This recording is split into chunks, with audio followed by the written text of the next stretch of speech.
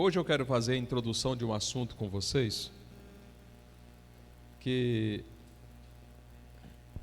considero importante para nós, principalmente nesses últimos dias da Igreja de Jesus Cristo aqui sobre a terra. Eu gostaria que você pudesse abrir a sua Bíblia. Nós vamos ler esse texto e nós vamos para um outro texto para que vocês possam compreender. Podem permanecer sentados mesmo.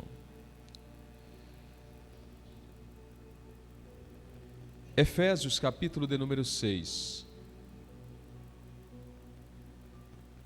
Eu já falei alguma coisa para vocês a respeito, mas agora eu quero trabalhar de uma forma sistemática esse assunto, para que a gente possa ter uma compreensão melhor dessas coisas. Efésios capítulo 6, versículo de número 10. Versículo de número 10.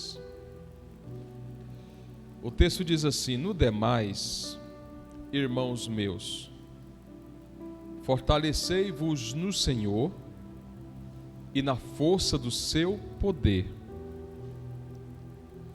Revesti-vos de toda a armadura de Deus, para que possais estar firmes contra as astutas ciladas do diabo. Porque não temos que lutar contra carne e sangue, mas sim contra os principados, contra as potestades, contra os príncipes das trevas deste século, contra as hostes espirituais da maldade nos lugares celestiais. Até o versículo 12. Olhe para cá. A gente precisa compreender um pouco a respeito dessa batalha que nós estamos envolvidos. Nós estamos envolvidos nesta guerra. E acredite você, nós somos alvo do inimigo. E essa batalha que nós estamos envolvidos não é uma batalha que começou hoje, começou ontem, começou com os seus pais. Não. Essa batalha é uma batalha antiga. Só que eu preciso compreender um pouco desta batalha, como ela funciona, para que eu possa lutar. Eu não posso continuar, às vezes, sem ter uma noção de como funciona essa guerra. Porque se eu continuar no meio dessa guerra, sem saber como ela funciona, eu serei alvo fácil. Eu serei atingido com muita facilidade. Então eu preciso buscar saber como funciona essa batalha. Eu disse para vocês há um tempo atrás que o mundo espiritual, ele é mais real do que o mundo físico. Quando o escritor aos Hebreus escreve o capítulo 12, versículo 1 e 2, que ele traz uma orientação aos seus leitores, dizendo que nós estamos rodeados de uma tão grande nuvem de testemunhas, ele está falando a respeito do mundo espiritual. E que nós não estamos sozinhos em nenhum momento da nossa caminhada, da nossa trajetória. Agora vem o apóstolo Paulo, que acredito ser o escritor aos Hebreus, no capítulo 6 de Efésios, está trazendo uma informação à igreja de Éfeso. Quando você busca o contexto da igreja de Éfeso, você percebe que existia uma entidade, um principado na igreja ou na cidade de Éfeso. E agora o apóstolo Paulo está trazendo essa informação aos irmãos daquela igreja, dizendo a eles que é necessário revestir da armadura de Deus para poder enfrentar essa batalha. Agora vem cá, vamos pensar. O que o apóstolo Paulo está dizendo? Quando ele disse, a sua guerra, a sua batalha, ela não é contra carne e sangue, mas contra espíritos e potestades. O que ele está dizendo? Que a nossa batalha não está no plano físico, não está na horizontal. A nossa batalha está na vertical. A minha guerra não pode jamais ser contra o meu irmão, a minha irmã ou qualquer que seja. Não. A minha batalha está no mundo espiritual. Aí quando você começa a ler essa carta que Paulo escreve aos irmãos de Éfeso, ele começa tratando desse assunto no primeiro capítulo, no segundo capítulo. E quando ele disse que nós estamos assentados nas regiões celestiais em Cristo, ele está tentando trazer o norte à igreja, para que a igreja possa compreender que a batalha ela é no cunho espiritual, não no físico. Mas como que isso processa na prática? Como que essas coisas funcionam? Nós somos sabedores que existem 3 céus: primeiro céu, segundo céu, terceiro céu, onde é a morada de Deus. Nós estamos no primeiro céu, que é a terra, mas existe o segundo céu, que está entre nós e o trono de Deus, onde Deus habita, onde está estabelecido o trono de Deus. Então entre nós e Deus existem as regiões celestes, que é exatamente ali que está o nosso inimigo, que está o inimigo da igreja, aquele que quer derrubar você, derrubar a sua casa, que quer destruir a sua fé. E aí, se nós não ficar atento, nós estamos lutando da forma errada, pensando que estamos acertando. Nós não estamos atirando no alvo correto. Estamos dando soco no ar. Estamos mirando no alvo errado. Eu preciso observar essas coisas. Mas isso não começou agora. Então eu preciso compreender um pouquinho sobre uma disciplina que tem na teologia por nome angelologia. Eu preciso compreender um pouquinho disso, para que eu me posicione da maneira correta para que eu venha de fato usufruir da armadura de Deus, que é espiritual. Eu já disse isso aqui a vocês. A armadura de Deus, ela é espiritual. E essa armadura precisa revestir a minha parte espiritual,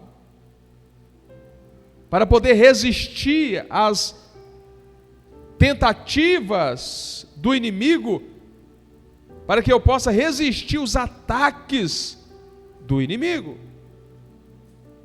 Vamos lá, vou repetir para vocês, só para refrescar a vossa memória. Nas regiões celestes existem os chamados quadrantes.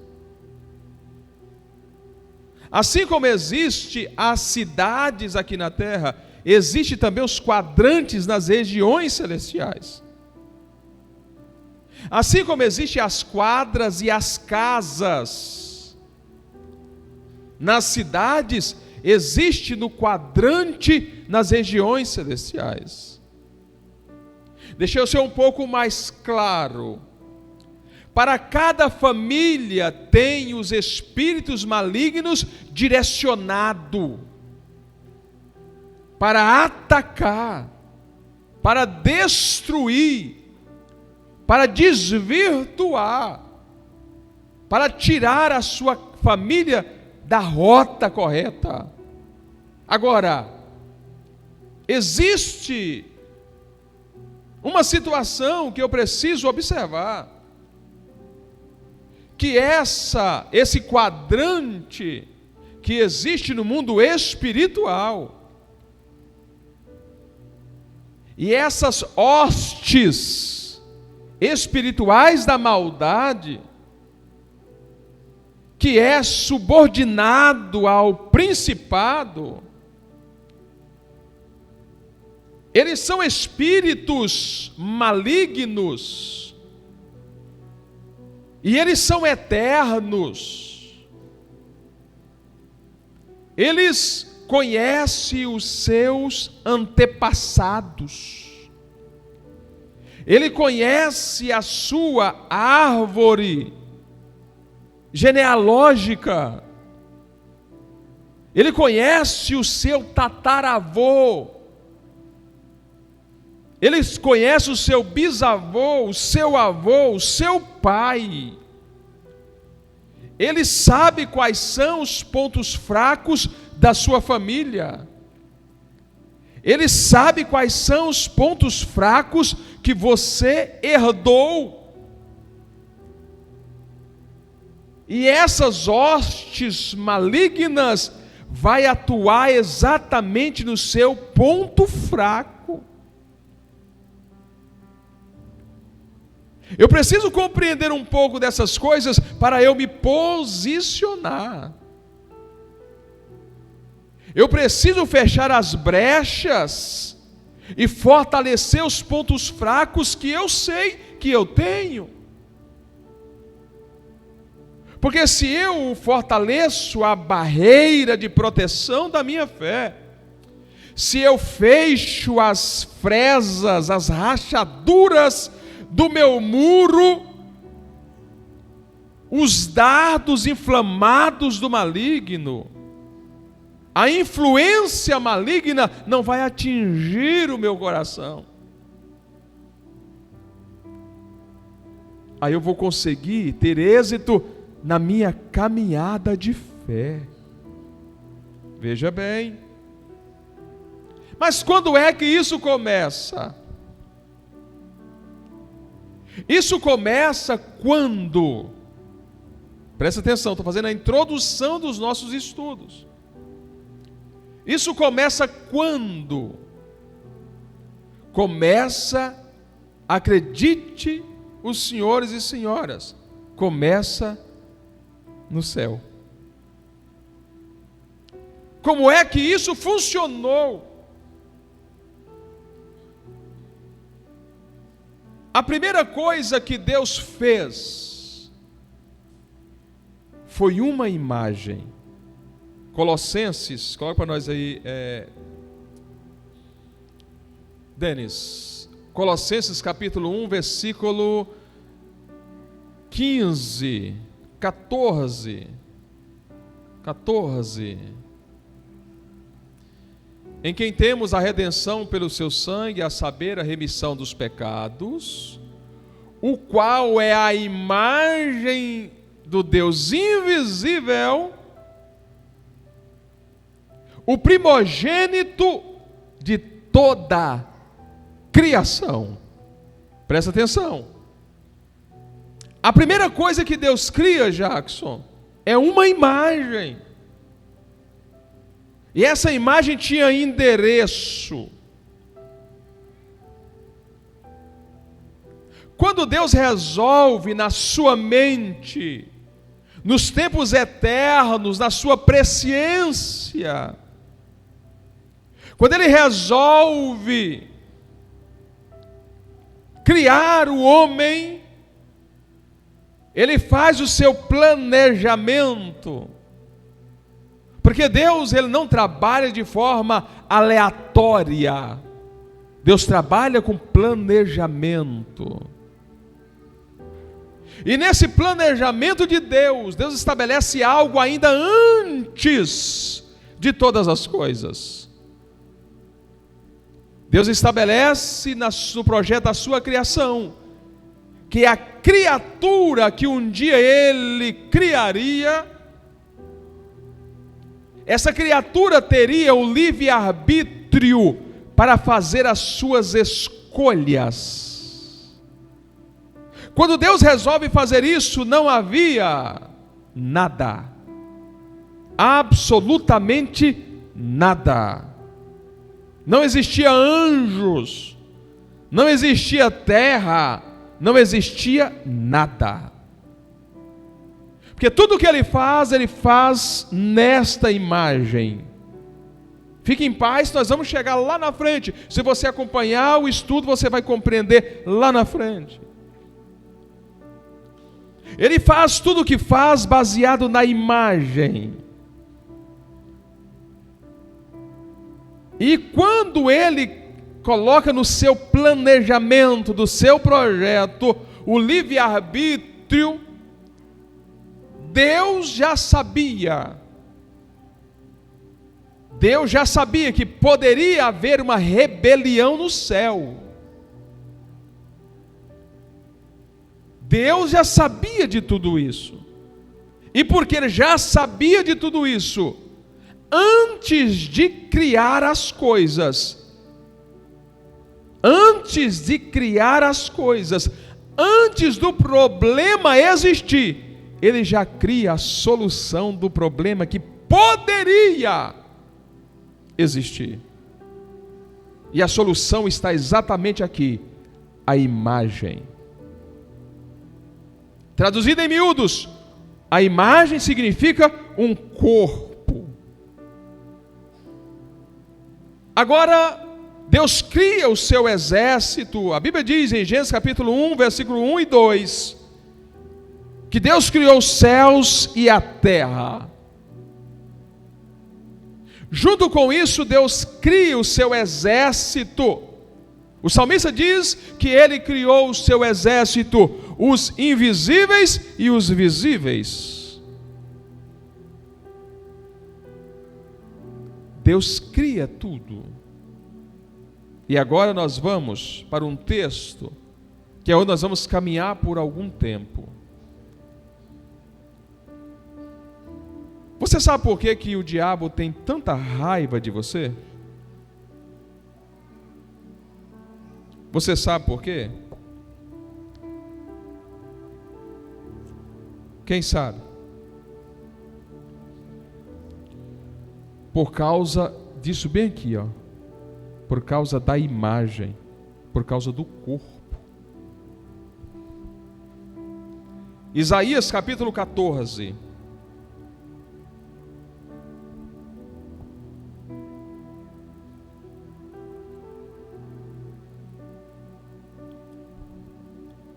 Quando você compreender isso aqui, muitas das suas batalhas estarão resolvidas. quando você compreender um pouco sobre a questão das batalhas espirituais, muitas guerras que você enfrenta vai estar resolvida, porque você vai se posicionar da maneira correta. Veja bem, Isaías capítulo 14, vou ler só os textos chave, depois você anota e lê os textos completos. Versículo de número 12, diz assim: como caístes do céu, ó estrela da manhã, filha da alva, como fosse lançado por terra, tu que debilitavas as nações, e tu dizias no teu coração: eu subirei ao céu, acima das estrelas de Deus exaltarei o meu trono, e no monte da congregação me assentarei da banda dos lados do norte. Subirei acima das mais altas nuvens e serei semelhante ao Altíssimo. E contudo, levado serás ao inferno, ao mais profundo abismo. Eu quero que você observe comigo o versículo de número 13, a parte A do versículo. Esse texto de Isaías, daqui a pouco nós vamos ler outros textos, se der tempo. Ele está falando do luzeiro. Quem é o luzeiro? Quem era o luzeiro? Era o querubim da guarda, que nós conhecemos como Lúcifer, e hoje conhecemos como o diabo. Ele é o luzeiro.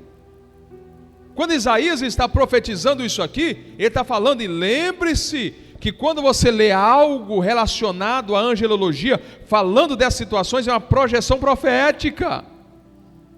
Quando Isaías escreve essa revelação, isso já havia acontecido, ainda nos tempos eternos. Na dispensação do mistério, está falando aqui ainda do luzeiro. Mas o problema aqui, eu quero que você observe, onde é que estava o problema desse luzeiro? Onde é que estava o problema do luzeiro? A parte A do versículo: no coração. Observe essas coisas. O problema do luzeiro, o problema do querubim ungido, do querubim da guarda, estava no coração. E tu dizias no teu coração. Agora observa: eu subirei ao céu, e acima das estrelas de Deus. Eu vou tentar explicar isso para vocês de uma forma rápida, porém eu preciso ler mais um texto, porque eu preciso que você avance na sua caminhada de fé. Eu preciso que você aprenda a enfrentar as batalhas espirituais. Qual é o papel do diabo? Qual é o papel do diabo, Samuel? Qual é o papel do diabo, Samuel? É o problema que Samuel, ele tem alguma coisa que ele não consegue falar alto, mas ele vai falar. Ele tem voz. Eu ensino isso para ele direto. O papel do diabo é matar, roubar e destruir. Já viu aquele camarada que não tem outra coisa para fazer na vida? A única função dele é matar, roubar e destruir. Aí o texto de Isaías diz: e tu dizias no teu coração: eu subirei ao céu, acima das estrelas de Deus, exaltarei o meu trono, e no monte da congregação me assentarei da banda dos lados do norte. Tudo isso tem um sentido. Tudo isso tem um sentido. O texto não diz que ele colocaria o trono acima de Deus, ou de igual a Deus, não.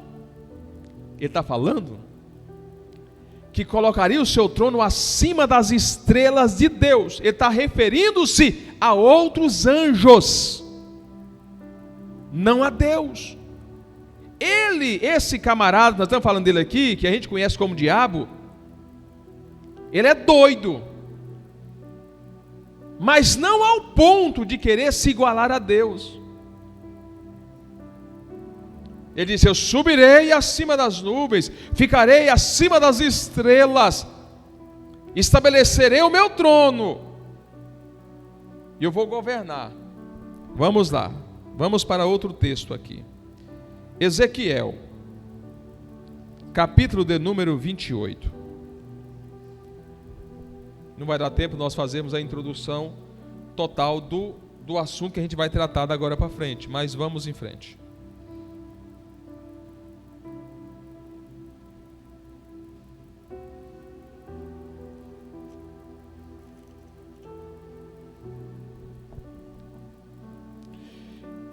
Eu quero ler primeiro um texto com vocês, Ezequiel capítulo 28, verso de número 11 a seguir. E veio mais a mim a palavra do Senhor, dizendo: filho do homem, levanta uma lamentação sobre o rei de Tiro, e diz-lhe: assim diz o Senhor Jeová, tu és o aferidor da medida, cheio de sabedoria e perfeito em formosura. Pensa num camarada que era belo.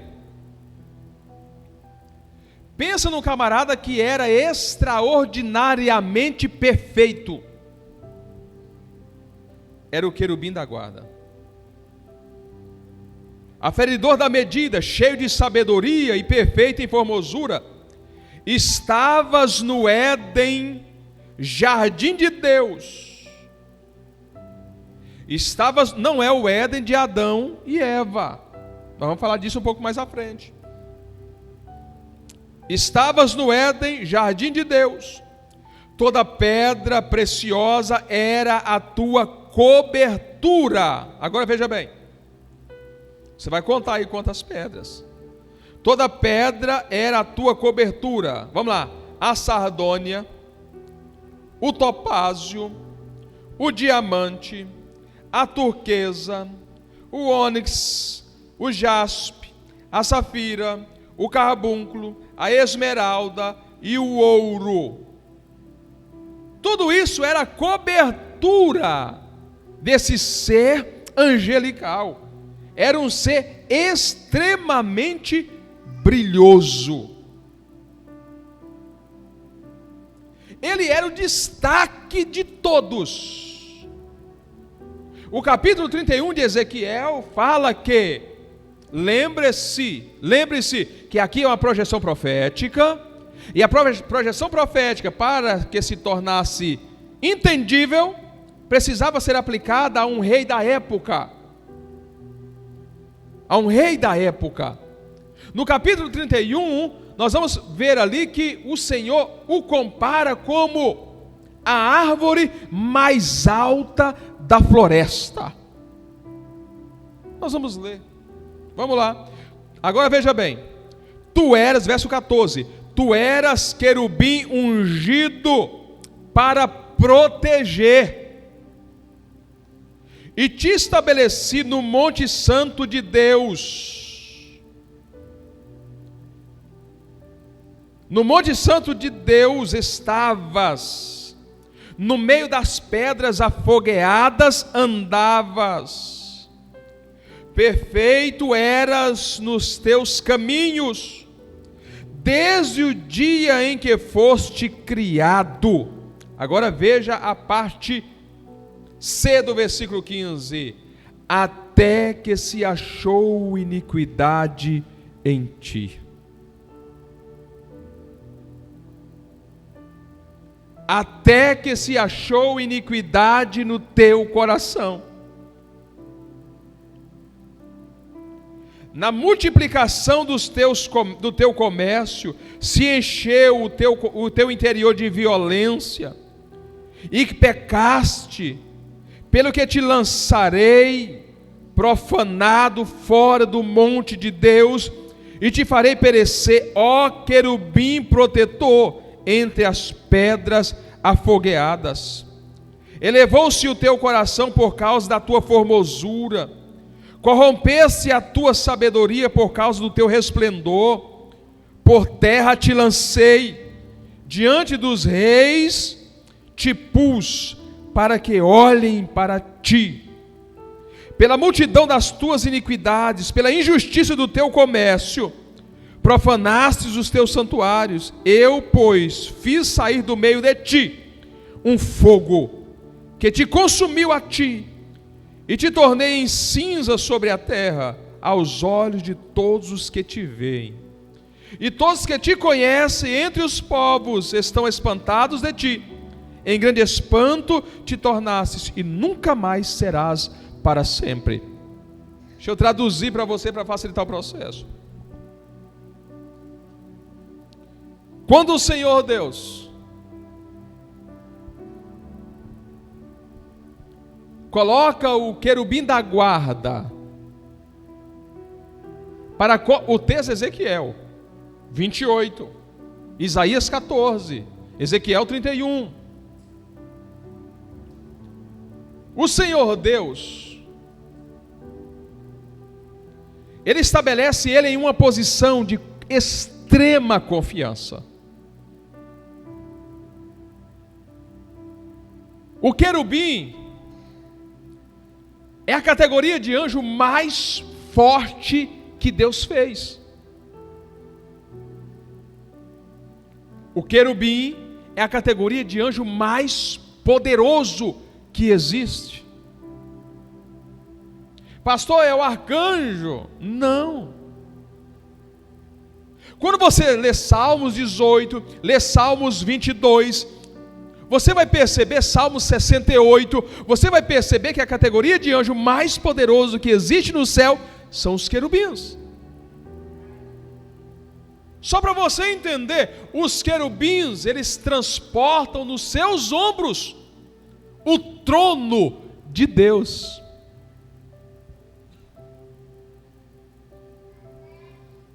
Os querubins transportam nos seus ombros o trono de Deus. O trono de Deus não é estático, ele é móvel, ele se movimenta. E com isso eu posso dizer a você, uma igreja que ora, uma igreja que busca, uma igreja que clama, uma igreja que se humilha diante de Deus é capaz de trazer o trono de Deus para dentro dela. É porque você às vezes não está na dimensão de entender ainda, mas vai entender no nome de Jesus, que nós somos a nação mais poderosa que existe no planeta Terra.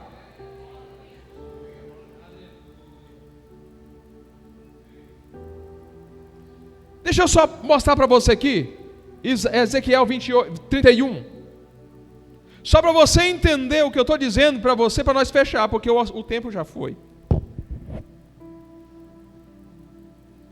Quando acontece todo esse processo, olha, depois que Deus tira ele da posição, que nós vamos trabalhar isso, para você ver passo a passo, e aqui você vai perceber o porquê que o diabo tem tanta raiva de você, o porquê que o diabo tem tanto ódio da sua família.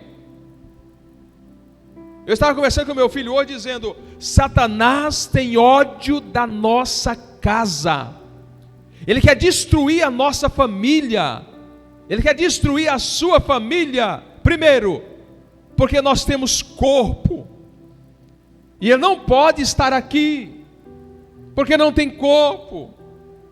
Na terra só permanece quem tem corpo. Mas além disso existe um outro detalhe que está em Isaías capítulo 31, versículo de número 10 e 11. O capítulo 31 você vai ver a respeito da árvore que sobrepõe as demais árvores. É uma tipologia. Na Bíblia você tem que entender e você tem que estudar O tipo e o antítipo, para você ter uma compreensão dessas coisas. Veja bem, versículo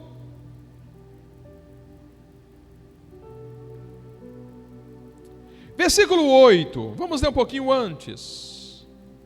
Versículo 7.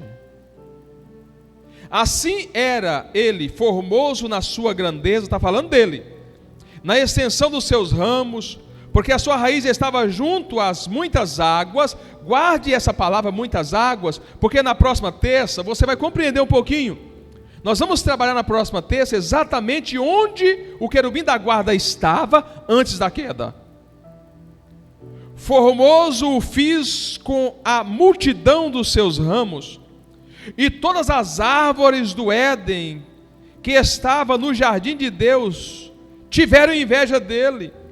Portanto, assim diz o Senhor Jeová: como te elevaste na tua estatura, e se levantou o seu topo no meio dos espessos ramos, e o seu coração se exalçou na sua alma.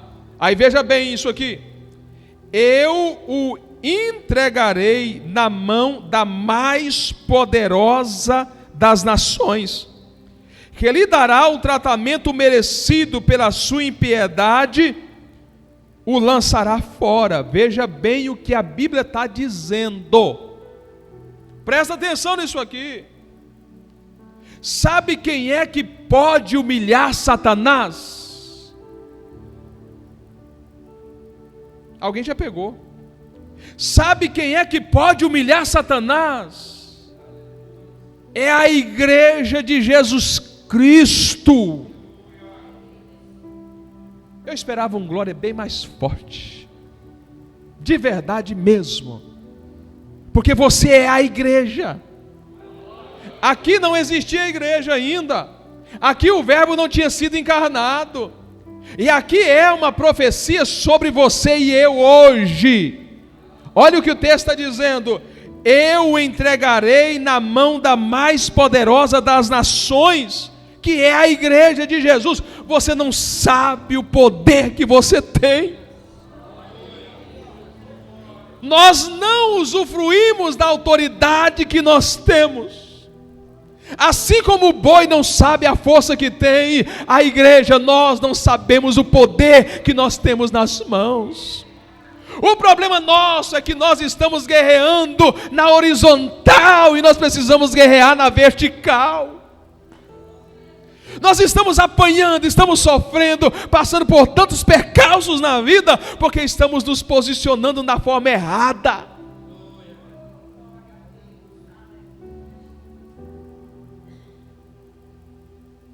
Olha que castigo para Satanás. Presta atenção no que eu vou dizer para você aqui. Nós vamos aprender na próxima terça. Ele tem raiva porque não tem um corpo para poder ficar na terra. Aí o Senhor Deus tira dele tudo o que ele tinha de mais precioso, que era a beleza, que era o brilho. Ele era um ser brilhante, reluzente. Aí o Senhor Deus tira dele, entra um fogo dentro dele e tira tudo o que ele tinha de mais precioso, que era a sua beleza. Presta atenção numa coisa aqui. Você nunca viu coisa feia, porque coisa feia é Satanás. Ele é extremamente horrível. Assim como a Bíblia diz que ele era extremamente perfeito na sua beleza, hoje ele se tornou extremamente horrível na sua forma. Satanás é extremamente horrível, porque tudo que ele tinha de belo, o fogo de Deus tirou dele. E para castigá-lo, o Senhor Deus ainda disse: eu entregarei você à mais poderosa das nações, que é a minha eleita, que é a igreja. Paulo, escrevendo aos irmãos de Éfeso, diz que nós temos nas mãos a revelação da palavra. Presta atenção que eu vou dizer para você aqui.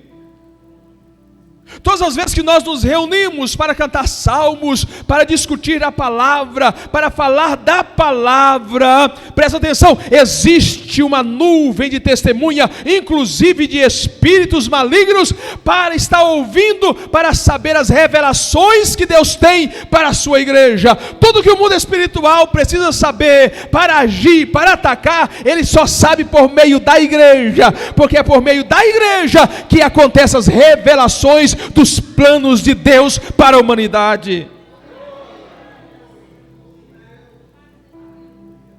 Nós precisamos entender a autoridade que nós temos nas mãos, o poder que nós temos nas nossas mãos, quando nós direcionamos a nossa força, quando nós nos posicionamos da maneira correta. Marca aí onde nós paramos. Ezequiel capítulo 28. Eu vou marcar aqui para na próxima semana nós continuar. Mas eu gostaria que você olhasse para o irmão que está do seu lado aí. Olhe para ele, para o irmão que está do seu lado. E fala assim para ele assim: se você soubesse usar a força que você tem em Cristo, você venceria todas as adversidades, todos os problemas. Aleluia, Jesus. Aleluia, Jesus.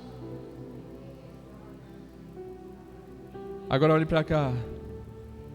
Só que o diabo, ele sabe que a gente é preguiçoso. A gente não gosta de estudar. A gente gosta só de receber profecia. A gente gosta de receber palavra de ânimo.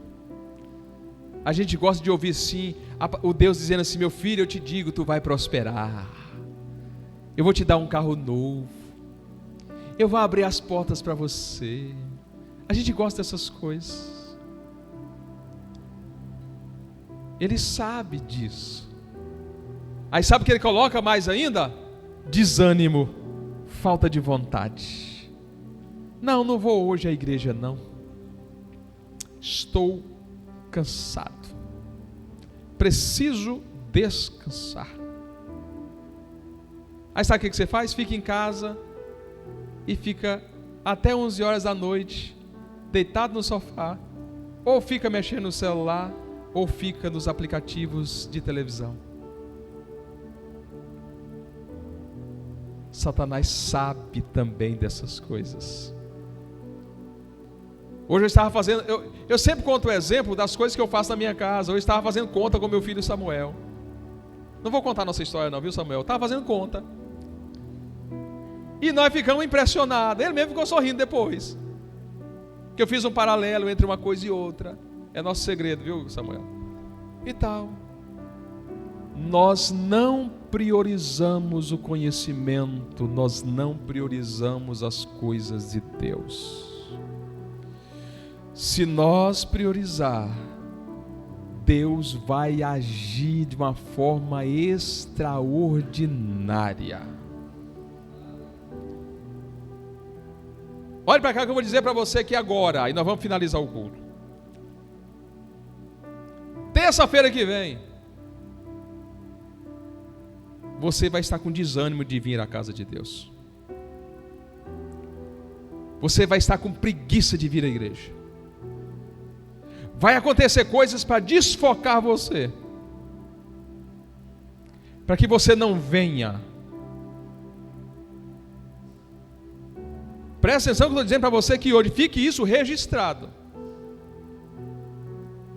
E eu quero que você pense nessas coisas, porque terça-feira que vem nós vamos continuar aprendendo e vamos começar a descobrir o porquê que a gente sofre tanto. Mas não deixe o desânimo parar você. Nem que seja arrastado, você vai vir à igreja. Se arraste a si mesmo, mas venha aprender das coisas de Deus. Deus vai te abençoar. Deus vai nos abençoar. Feche seus olhos como você está. Querido Senhor Jesus, agradecemos a Ti por Tua bondade, por Tua misericórdia, por Teu amor. Eu peço, ó Deus, uma proteção especial para a tua igreja hoje. Papai amado, oculta os teus filhos dos olhos do inimigo. Guarda a minha casa, guarda os meus filhos. Coloca os teus anjos para proteger a minha casa.